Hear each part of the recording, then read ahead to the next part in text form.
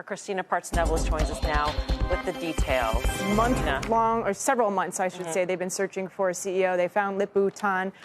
He's no stranger. He's a tech investor. He's worked at Cadence Design, which is a chip automation software firm. He used to be on Intel's board, but stepped down back in August. Rumors were that he clashed with the former CEO Pat Gelsinger. So now he's back. The current or the co-CEOs, you have David Zizner. He's going to keep at it as CFO, and then Michelle Holthaus will remain the CEO of Intel Products. But I guess that's one bright spot for Intel, given the other issues. They've had product delays with their AI chip. We know the spending. I think they're burning through about $25 billion a year on the foundry business, and then competition. They're losing, continued market share to AMD and even to the likes of NVIDIA at this point.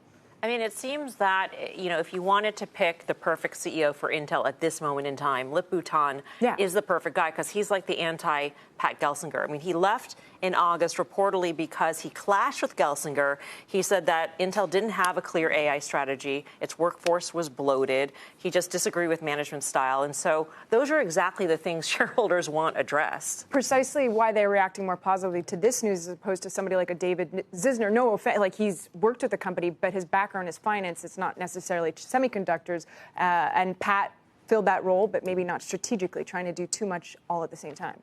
So let me ask you, what is the mandate, do you think, for his CEO-ship?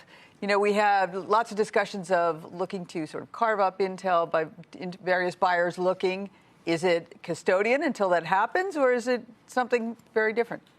Excellent point. I think with the lots of buyers, you're referring to the foundry business and whether TSMC is going to be less than 50% owner, AMD, Broadcom. Those rumors have been I know it came out today. The stocks for all of those shares popped, but those rumors have been milling about for quite some time.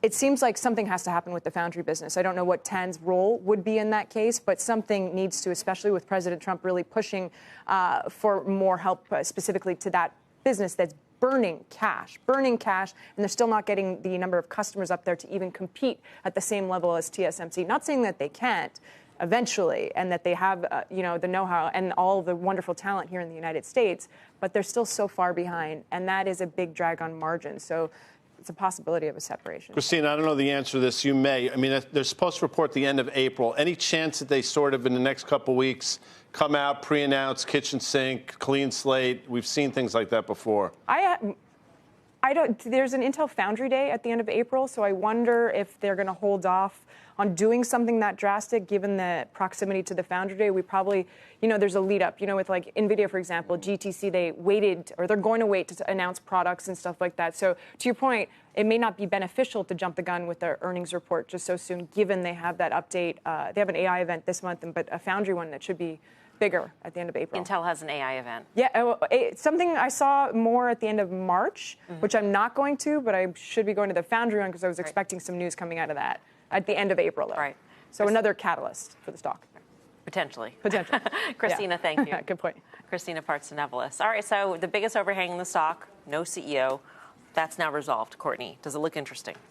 Well, I think that's the one overhang, but the other thing is just the foundry business, right? I mean, they're expected to still be showing losses there through 2026, and that's the question, is when that can happen. In the meantime, when is that turnaround going to be there? So I would actually still be cautious. I think this is good news, like maybe a reason to dip a toe in. I wouldn't be going in with 2 feet at this point in time. Where he came from, Cadence Design was one of the most innovative companies, or seen as one of the most innovative companies when he was there. If you look at a stock chart, he's coming in at just the right time. It ran up, dipped, now it'll pop again. It already popped today. I would be a buyer.